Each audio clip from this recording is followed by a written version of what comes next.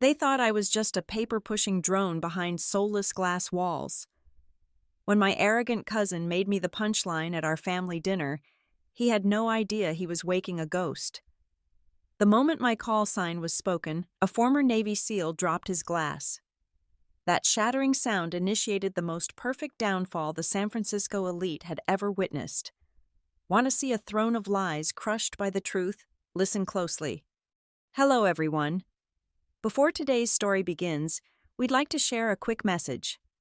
YouTube recently removed our monetization, cutting off our income. If you enjoy this story, we humbly ask for just $1 to help pay our staff so they can make a living and keep creating for you. Thank you for saving us. Now let's begin the story. My name is Emery Cook. I am 36 years old, and according to the bloodline gathered around the massive mahogany table, I am the ultimate family disappointment. The air inside my grandparents' luxurious Lake Tahoe estate in Nevada was thick with the scent of roasted duck, expensive perfume, and suffocating arrogance. We were ostensibly there to celebrate their golden wedding anniversary, a 50-year milestone of marital endurance. But as usual, the evening had quickly dissolved into a vanity parade for the most vocal members of the family. I sat quietly near the middle of the table, dressed in a simple, unbranded black dress that stood in stark contrast to the shimmering gowns and tailored tuxedos flanking me. To them, my silence was just the natural posture of a failure. For the past decade, my cover story had been meticulously maintained. When asked, I told people I worked at the Strategic Contingency Directorate, or the SCD. To the uninitiated civilian ear, it sounded exactly like what it was designed to be: a mind-numbing bureaucratic black hole where government employees punched holes in duplicate forms and ordered printer toner for the Pentagon. They thought I was a paper-pushing drone. I let them think it. The loudest voice in the room belonged to my cousin Julian. He was the golden boy, a flashy, self-proclaimed visionary who had recently launched a defense technology startup in Silicon Valley. For the first 90 minutes of the dinner, Julian held the entire table hostage with his booming voice, dropping the names of 4-star generals and boasting about his multi-million-dollar government contracts. He waved his wine glass around like a conductor's baton, making sure everyone knew how integral his software was to the modern military elite. I kept my eyes on my plate, cutting my food with the precise, measured movements of someone who had learned long ago how to remain entirely invisible in a crowded room. But my lack of participation only seemed to agitate Julian. My quiet existence was an insult to his grandiosity. He needed a foil, someone to stand in the mud so he could shine brighter on his pedestal. Julian leaned across the table, a venomous smirk playing on his lips. Emery, it is an absolute miracle you could join us tonight. I know the holiday season is always a busy time for the hole-punching department. A few polite, uncomfortable chuckles rippled through the older relatives. I just do what is required, I replied evenly, my voice devoid of any inflection. Julian shook his head, feigning pity. It must be thrilling. Tell me, do you ever get paper cuts? Because I was just telling the board last week about our new tactical deployment software, and it made me realize how disconnected the administrative side is from the real warfighters. You sit in your cubicle in the Capitol filing reports about operations you cannot even begin to comprehend. He was putting on a show, and his primary audience was sitting at the far end of the table. Silas Thorne was an old family friend and a retired Navy SEAL sniper. Silas was a man of few words, quietly sipping his bourbon, his rugged face weathered by years of classified deployments. Julian desperately wanted Silas's validation. He wanted the real warfighter to acknowledge the tech billionaire. But Silas was not paying attention to Julian. Julian, frustrated by the lack of applause, turned his full, arrogant attention back to me. He raised his glass of vintage Pinot Noir, pointing the rim directly at my chest. The dining room grew entirely still, the clinking of silverware halting as the family sensed the impending humiliation. So tell us, desk jockey cousin, Julian projected his voice so it echoed off the vaulted ceilings. Have you ever actually shot anyone? The question was meant to be the ultimate punchline. A rhetorical trap designed to reduce my entire life to a pathetic joke. I did not look away. I did not flinch or shrink into my chair like the meek administrative assistant they believed me to be. Instead, I let a cold, dead smile touch the corners of my mouth. I locked eyes with Julian, but my voice carried clearly down the length of the long table. Only the ones trying to finish off Silas's team. Julian blinked, his smug expression faltering for a fraction of a second. Before he could process the absurdity of my statement, I dropped the anchor. I spoke a single word, a call sign that did not exist on any public military record. Eclipse. The reaction was instantaneous. At the far end of the table, a sharp gasp cut through the dining room. It was followed immediately by the sharp, violent sound of shattering crystal. Silas Thorne had dropped his glass. The heavy tumbler hit the hardwood floor, exploding into dozens of glittering shards, sending amber bourbon splashing across the polished oak and the cuffs of his expensive trousers. The entire table jumped. Julian spun around, his mouth hanging open. Silas did not apologize for the mess. He did not even look at the broken glass. The retired SEAL, a man who had stared down enemy fire without blinking, was entirely frozen. The color had completely drained from his face, leaving his skin an ashen gray. His hands, resting on the edge of the table, were visibly trembling. Silas stared down the length of the mahogany table directly at me. His eyes did not hold confusion or embarrassment. They held absolute terrifying reverence. It was the look of a man who had just watched a ghost walk out of a graveyard. It was the look of a man staring at the Savior who had pulled him from the jaws of hell. The silence that descended upon the room was no longer the quiet of a paused conversation. It was the heavy, suffocating silence of atmospheric pressure dropping before a massive storm. Julian furrowed his brow frantically, trying to salvage the situation. He let out a loud, forced laugh that sounded completely hollow. "Good one, Emery. Very funny. Look, you even startled Silas with your little spy movie script." Julian waited for someone to join his laughter. No one did. The family looked from Julian to me, and then to the trembling, pale-faced veteran at the end of the table. Silas's absolute silence and his horrified, awestruck stare struck the first psychological blow to the room. The illusion of my mundane life had just cracked, and the monster hiding underneath was finally breathing the open air. The midnight air off Lake Tahoe carried a biting chill, a sharp contrast to the suffocating heat of the dining room. I stood alone at the end of the wooden dock, listening to the rhythmic sloshing of the dark water against the pilings. The towering pines surrounding the estate stood like silent sentinels under a moonless sky. A heavy footstep echoed on the wooden planks behind me. I did not need to turn around to know who it was. The sharp scent of a robust Cuban cigar cut with the lingering metallic tang of adrenaline gave him away. Silas stopped a few feet from my shoulder. For a long time, the only sound was the wind over the lake and the ragged, uneven rhythm of his breathing. When he finally spoke, his voice was a low, gravelly whisper stripped of the stoic armor he had worn inside the house. "It was you." He took a slow drag from his cigar.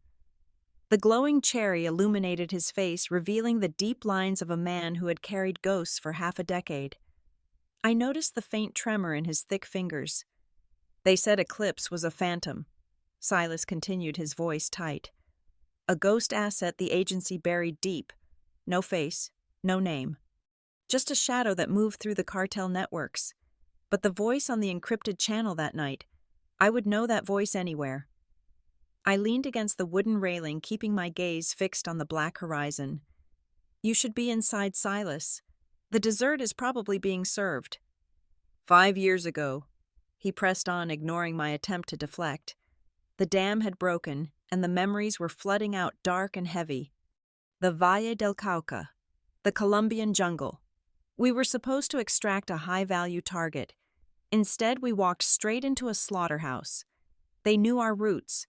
They jammed our communications. We were trapped in a blind ravine, completely pinned down by heavy machine gun fire. I lost 2 men in the first 10 minutes. I closed my eyes. The cold mountain breeze faded, replaced by the suffocating, humid stench of rotting vegetation and fresh blood. I could feel the sweat stinging my eyes. I could hear the deafening roar of the cartel's heavy weapons echoing off the canyon walls. "We were out of ammunition, out of time," Silas whispered, staring out at the water as if he could see the jungle canopy reflected in it. And then the radio crackled, a voice telling us to keep our heads down and wait for the thunder. 30 seconds later, the cartel's machine gunner took a round to the chest. Then the second gunner dropped. Someone was clearing a path for us from a ridge 2 miles away, taking impossible shots in pitch-black darkness. I turned to face him. The time for pretending was over. "The wind was blowing east at 12 miles an hour," I said quietly. The humidity was 80%. It threw the bullet trajectory off by 2 inches. I had to aim for the right shoulder to hit center mass. Silas let out a choked breath. The cigar slipped from his trembling fingers, hissing as it hit the wet wood of the dock. "I had spent 3 years building that cover," I told him, my tone flat, recounting the tactical loss with clinical detachment. 3 years earning the cartel's trust, dining with their lieutenants, mapping their supply lines. When I pulled the trigger to cover your squad, I burned it all to the ground. I had 20 minutes to disappear before they realized the fire was coming from inside their own compound. Silas took a step closer. The hardened, decorated Navy SEAL sniper, a man who had killed enemies with his bare hands, stood before me with tears welling in his eyes. "You saved us," he said, his voice breaking. "You pulled me and 4 other men out of the jaws of death. Because of you, I got to walk my daughter down the aisle last year. I got to hold my newborn grandson 2 months ago." He reached out and gripped my shoulder. The physical contact was heavy, grounding us both in the reality of the present. I gave him a small, curt nod, acknowledging the weight of his gratitude. There were no medals for what I did. There were no parades. There was only this, a quiet exchange of debts settled in the dark. However, we were not alone in the dark. My training was a second skin. It never turned off. Even as Silas wept, my peripheral vision caught a subtle shift in the shadows near the tree line at the base of the dock. The unmistakable scent of Tom Ford cologne, thick and synthetic, wafted over the natural smell of the pine trees. Julian. He had followed Silas outside. He was standing perfectly still behind a large oak trunk, listening to every word. I knew exactly what was running through my cousin's arrogant, short-sighted mind. To a man whose entire life was built on corporate buzzwords, PowerPoint presentations, and manipulated data, the raw, ugly truth of combat sounded like a poorly written movie script. Julian did not believe a single word of our conversation. In his twisted reality, he likely assumed Silas was a senile veteran being manipulated by my pathological lies, or worse, that we were putting on a rehearsed theatrical performance to humiliate him. Instead of feeling exposed, I felt a cold sense of anticipation. I did not alert Silas. I did not call Julian out from his hiding spot. I let him stand there marinating in his own delusional superiority. Julian was a predator of the boardroom, a man who survived by exploiting the weaknesses of others to elevate his own status. I could practically hear the gears turning in his head. He was convinced this was his golden ticket. If he could publicly debunk my delusions and prove Silas was wrong, he could solidify his own image as the undisputed military technology expert. He would use my supposed lies as a stepping stone to promote his cybersecurity empire. He thought he was setting a trap for a mouse. He did not realize he was inviting a predator into his home.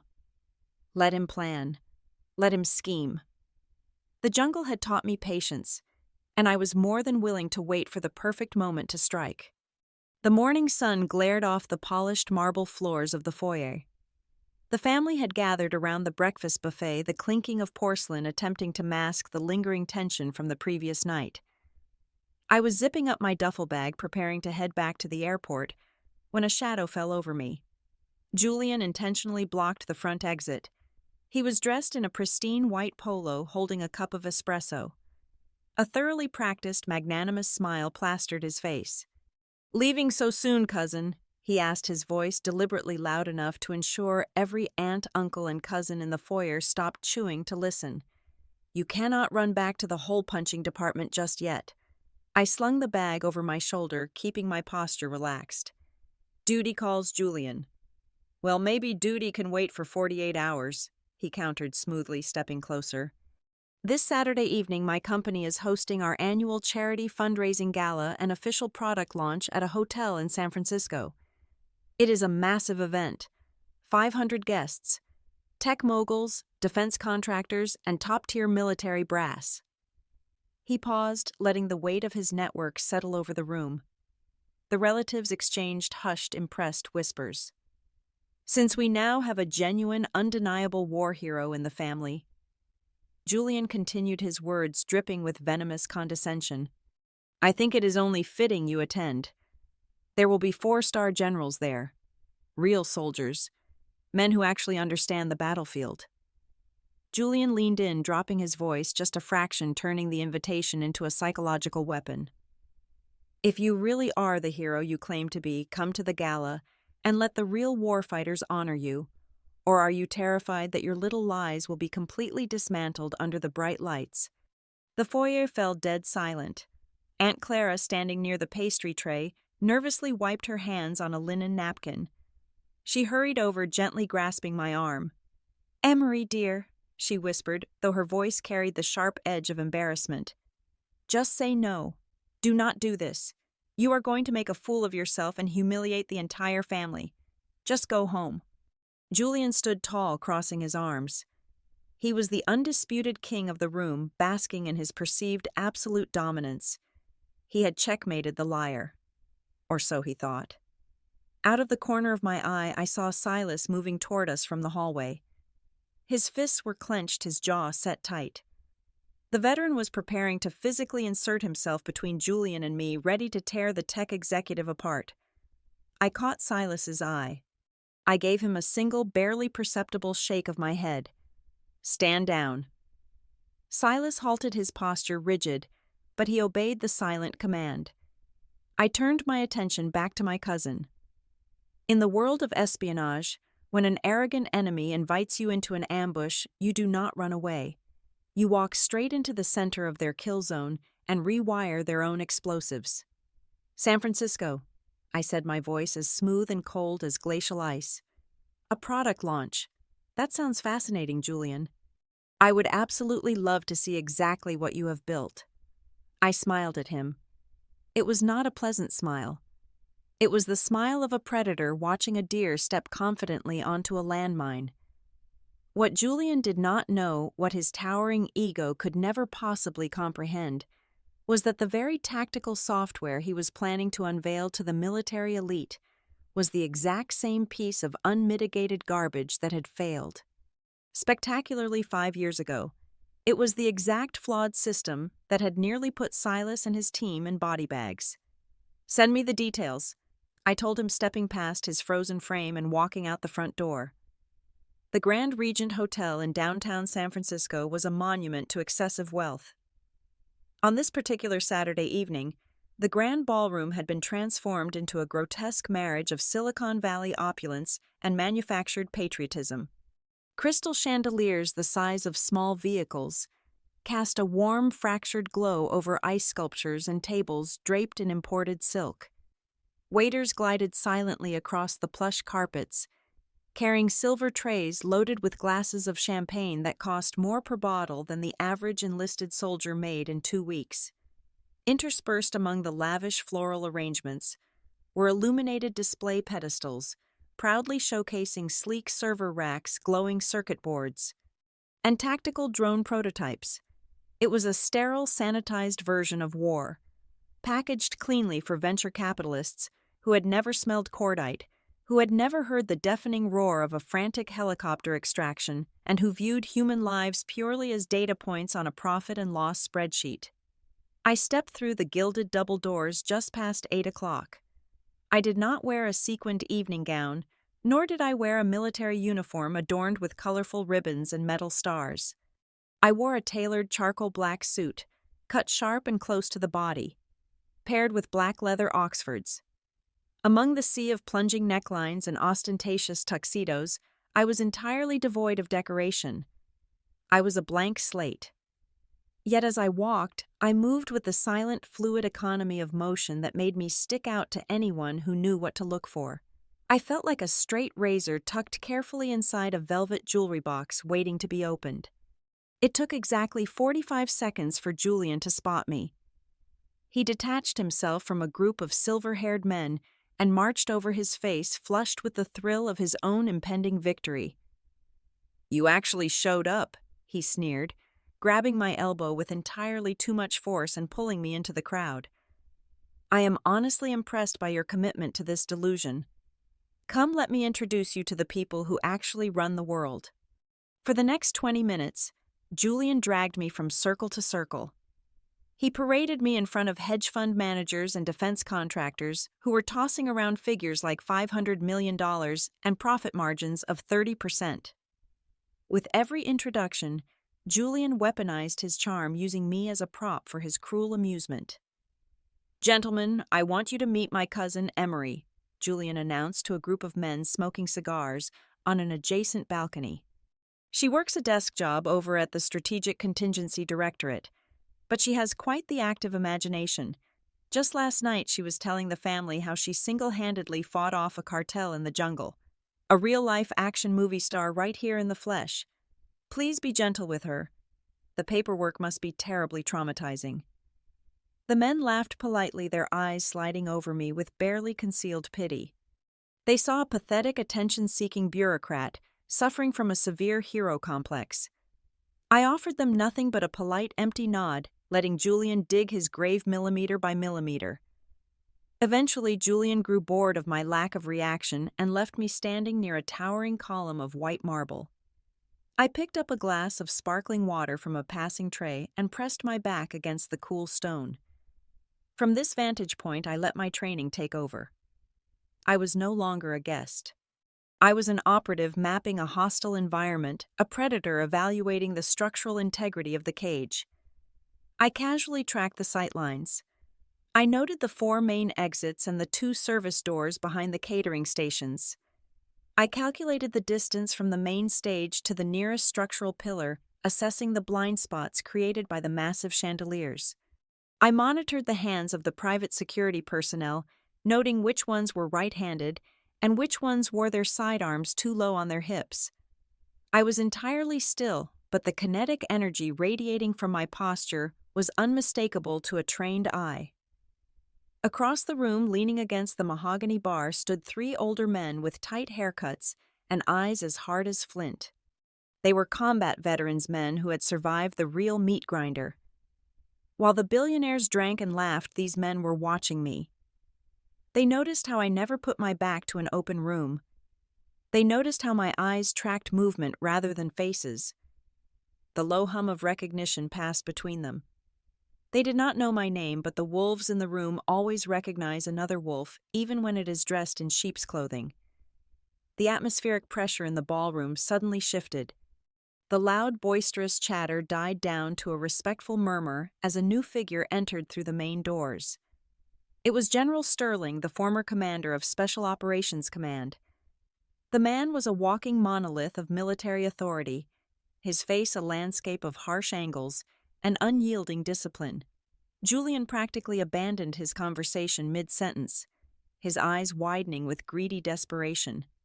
He smoothed his expensive suit jacket and sprinted toward the general, desperate to grovel at the feet of the man whose endorsement could guarantee a billion-dollar valuation for his company.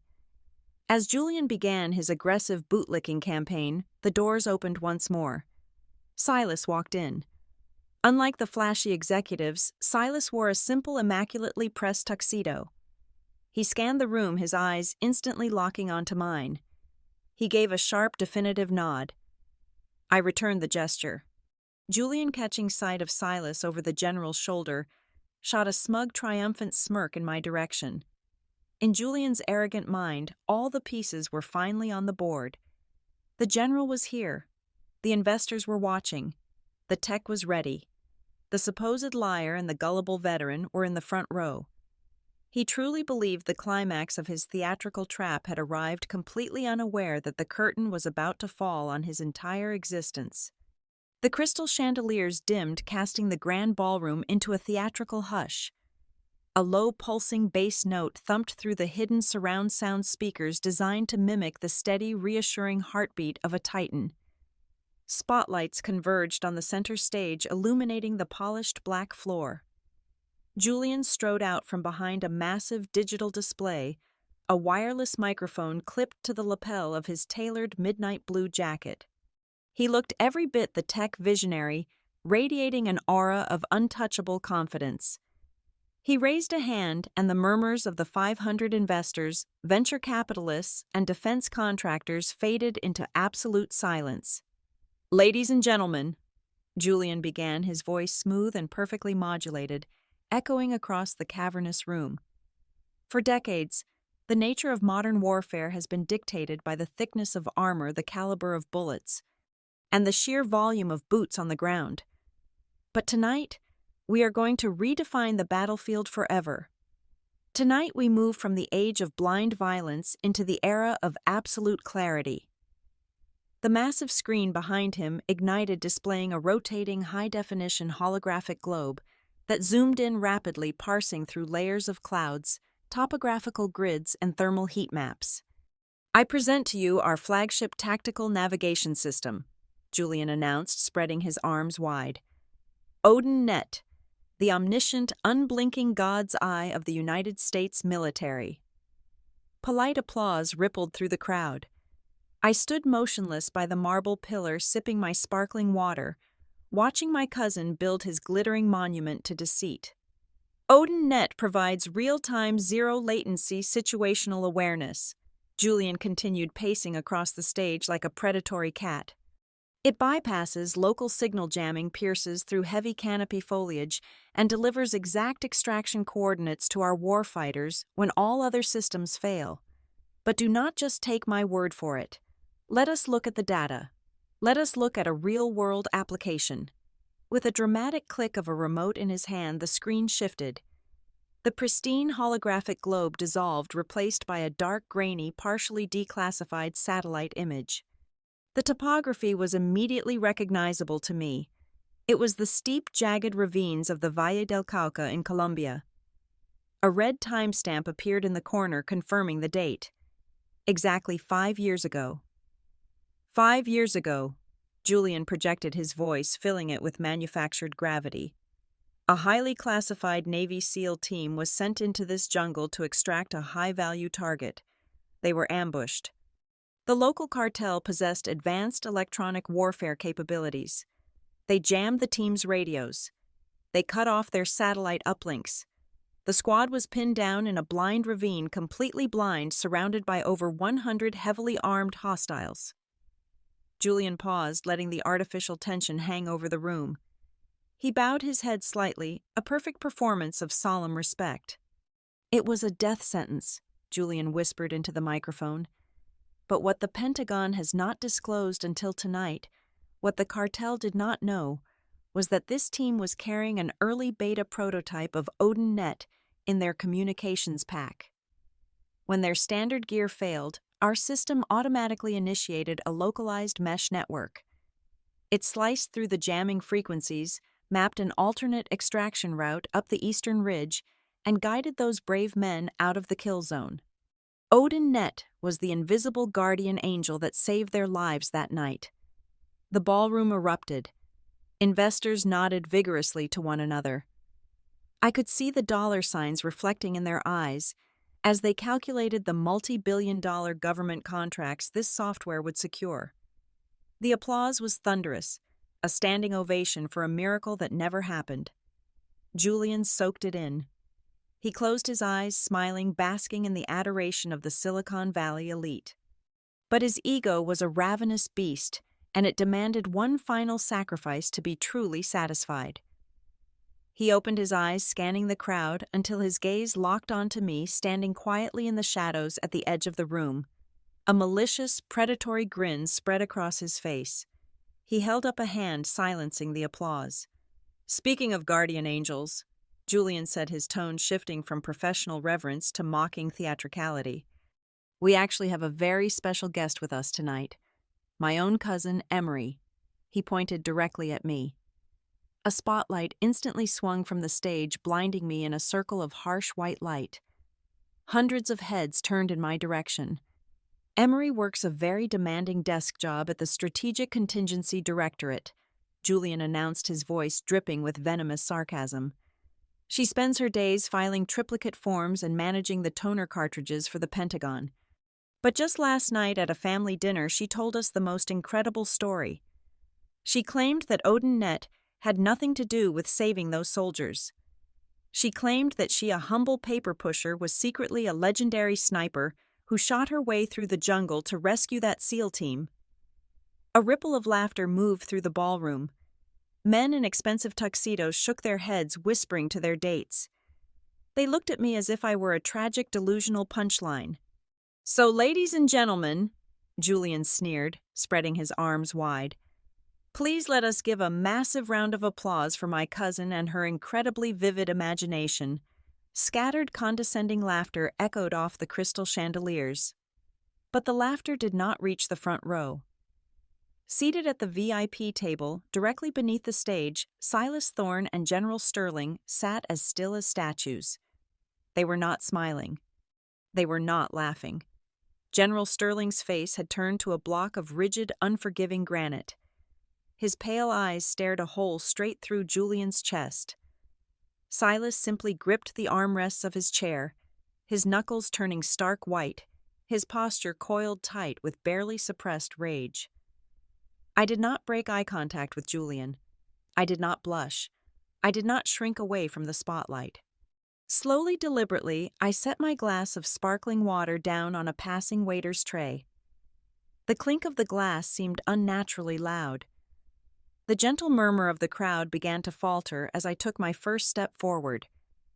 I walked with measured, predatory precision down the center aisle of the ballroom, moving directly into the open space beneath the stage. The mocking smiles on the faces of the investors nearest to me slowly faded, replaced by a creeping sense of unease. The atmosphere in the room was shifting violently, the temperature seemingly dropping by 10 degrees. I stopped exactly 10 feet from the edge of the stage, looking up at my cousin.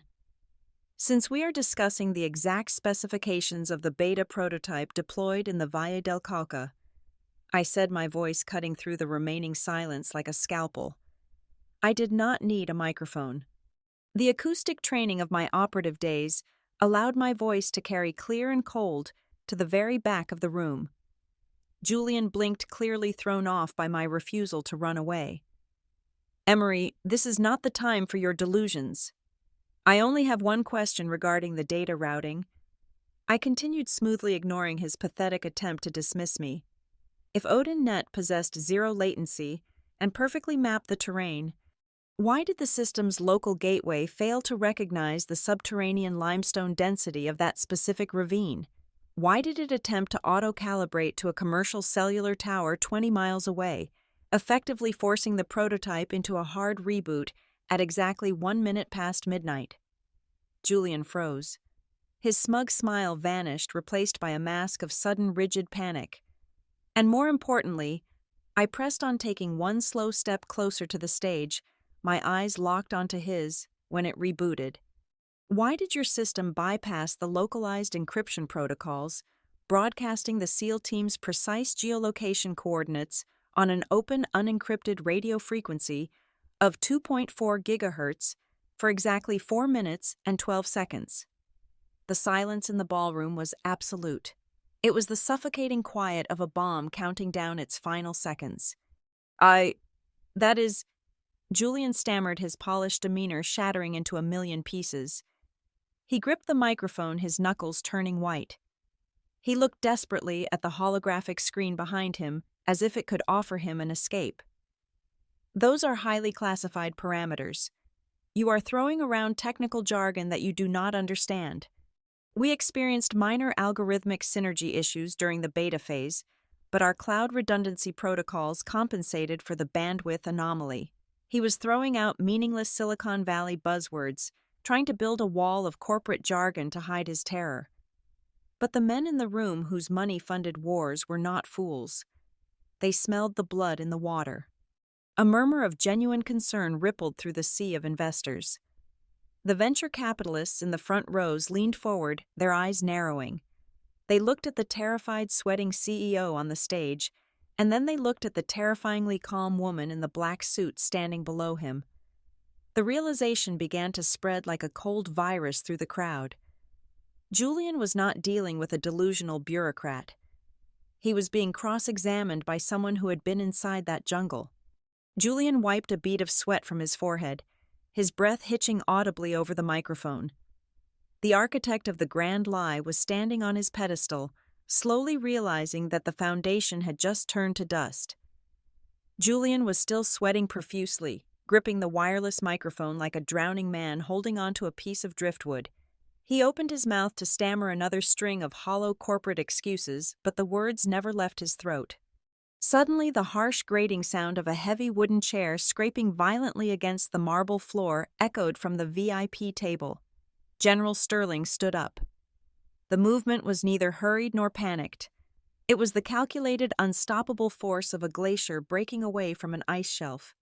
The general raised one large, calloused hand, directing a sharp-angled gesture toward the audio control booth at the far end of the ballroom.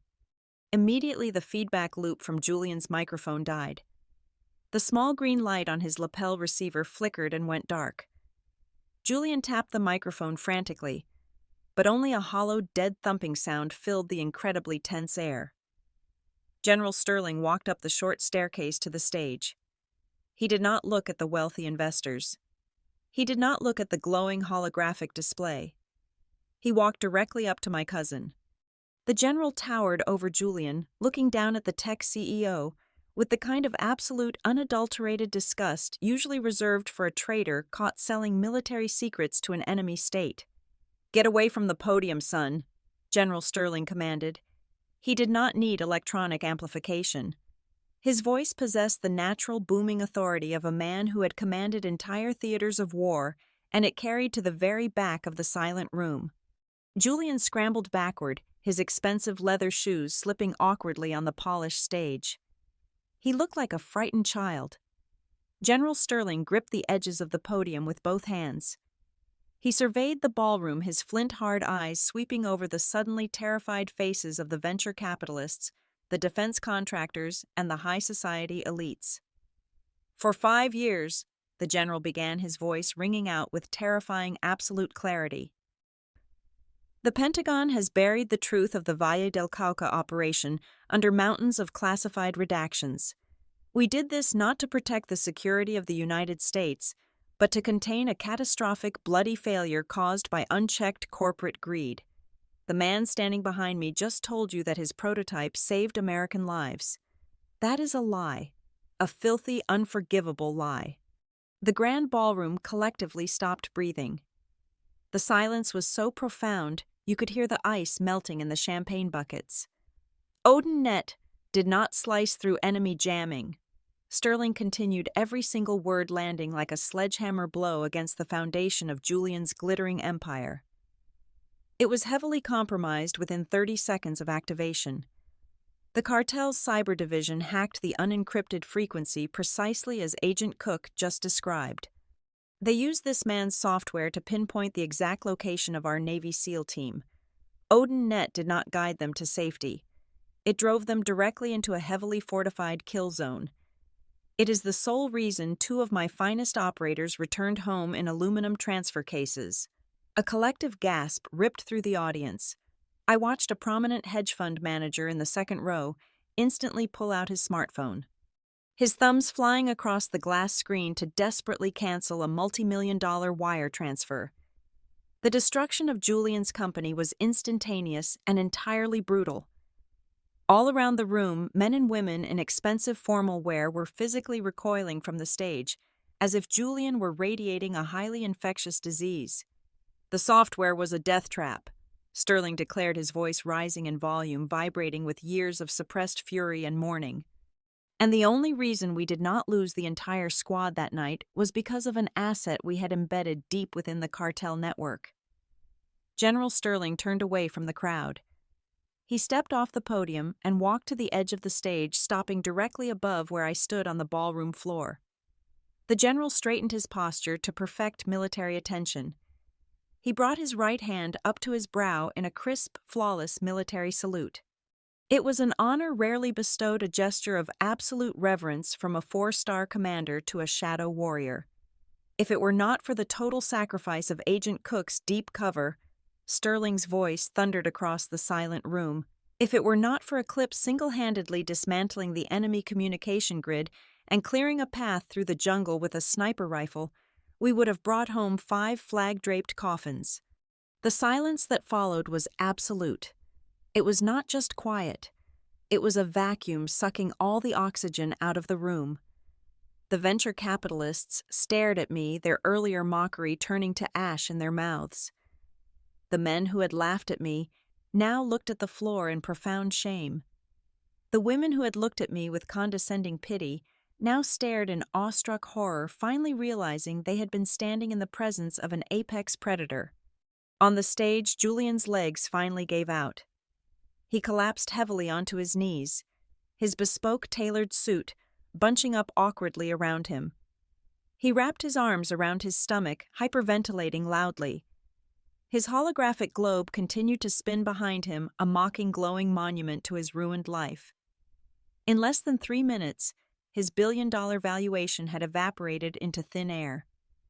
His shareholders were already standing up, their faces pale with rage, marching aggressively toward the exits to distance their firms from the radioactive fallout of a defense contractor who had lied about dead soldiers. Julian was no longer a golden boy. He was a pariah, completely stripped of his fake aura, reduced to a pathetic, weeping figure kneeling on the floor, whom absolutely no one even bothered to look at. His political aspirations, his company, and his insufferable ego had been entirely crushed under the sheer weight of the truth. I did not smile. There was no joy in this victory, only the cold, hard satisfaction of setting the record straight and defending the honor of the men who had bled in that jungle. From the front row, Silas Thorne stepped forward. He did not say a single word. He simply reached out and pulled me into a fierce, crushing embrace. It was the embrace of a brother in arms, a bond forged in the darkest corners of the world. When he pulled back, there were thick tears shining in his eyes. Behind Silas, the 3 older combat veterans I had noticed earlier by the bar walked over. They bypassed the fleeing billionaires and stood before me. They did not ask for my name. They did not ask for the details of my career. They simply extended their hands, shaking mine with the firm, quiet reverence reserved exclusively for those who had walked through the fire and carried others out. I gave them a single respectful nod. Then I turned my back on the stage. I walked away from the crumbling ruins of my cousin's empire, past the bewildered and silent elite, and out through the heavy gilded doors of the grand ballroom. The night air outside the hotel was freezing. The thick, damp San Francisco fog had rolled in off the bay, swallowing the streetlights and softening the sharp artificial edges of the city. I stepped off the curb and let the dense mist wrap around my shoulders like a familiar cloak. I did not need the bright lights of a stage. I did not need the applause of billionaires or the validation of an arrogant family. As I disappeared into the gray haze, I carried a quiet peace with me.